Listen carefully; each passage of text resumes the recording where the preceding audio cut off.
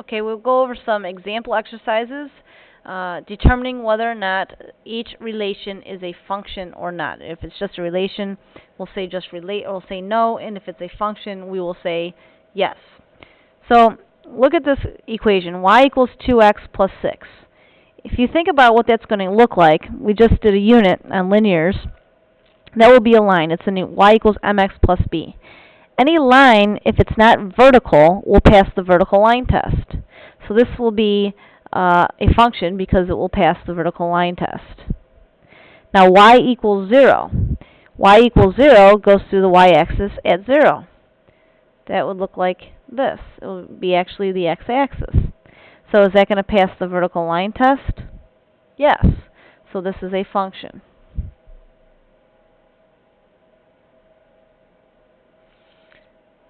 Seven, 0, 4, 2, 2, negative 2, negative 2, 4, and negative 4, 4. Is that a function? Well, every x value can only have one y value. So we look for any repeated x's. Do we have any x values here that are repeated? Since there's no repeated x's, then there's no double y's for the same x. So this is a function. In number 5, look at all the x values. We have 2, 5, 7, and 0. Are there any repeated x's? No, so this is a function. And number 6, 3, negative 1, 4, negative 3, 3, 7, and 0, 5. Is that a function?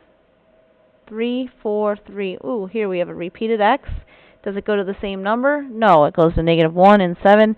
Therefore, this is not a function. So that's not a function, it's just a relation. And then in 7 through 12, we just want to check to make sure that these pass the vertical line test.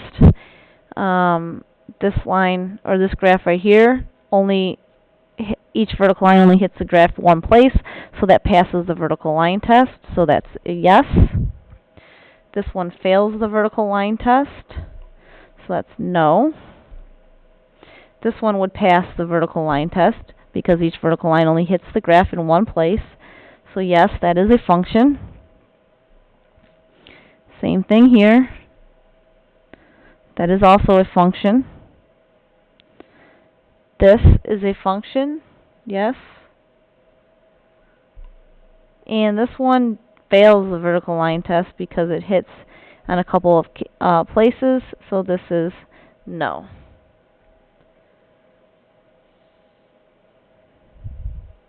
And then we can go down to function notation. Okay, we have three functions. We have the f function, we have the g function, and we have the h function. The f function is described by the rule 4x minus 10. The g function is 2x squared minus 7, and h function is 3 minus 5x. So we're going to evaluate whatever it's asking for us in these examples. So for example, 13 says evaluate the f function for 2. So f of 2. So what this means is f of 2 is going to equal, use the f function, 4x minus 10. This means we want to find the output for when x is equal to 2. So this again just means y. So we want to substitute 2 in place of any x that we find in the function rule. So this will equal 4 times 2 minus 10, which is 8 minus 10, which is negative 2. So we say that f of 2 is equal to negative 2, which means x is negative 2 when y is equal to 2. I'm sorry, that's backwards. X is equal to 2 when f of 2 or y is equal to negative 2. Sorry, that was backwards. So we could write that as an ordered pair of 2, negative 2. So g of 2 we can evaluate. Let me get this zoomed in a little bit.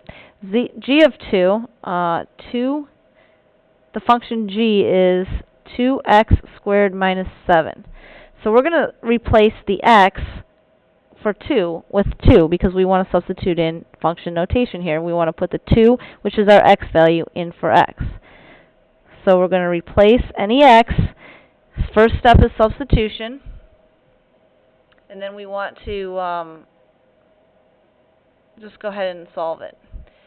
So 2 times 4 minus 7, which is 8 minus 7, which is 1. So we say the value for g of 2 is equal to 1. So if we were going to write this in ordered pair notation, our ordered pair would be 2 for x and 1 for y.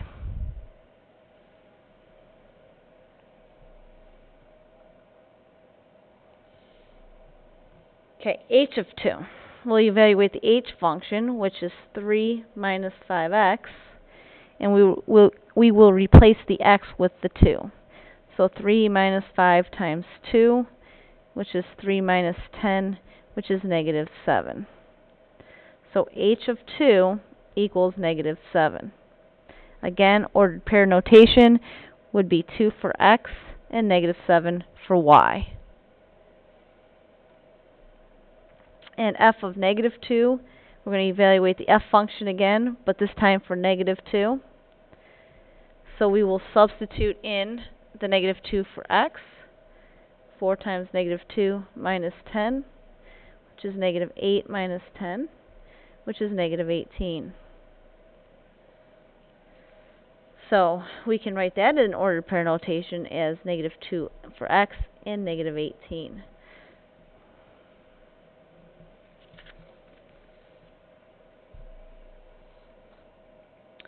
Okay, now we're going to evaluate function notations for expressions. Again, all we're doing is replacing whatever we see for the variable in the f function, f of x, so we're going to replace all the x values with 2x. So f of 2x will equal 4x minus 10. So the first step is to replace the x with whatever is in our f function. What we want to substitute in is the 2x minus 10. Simplify, 8x minus 10. So our value for f of 2x is equal to 8x minus 10.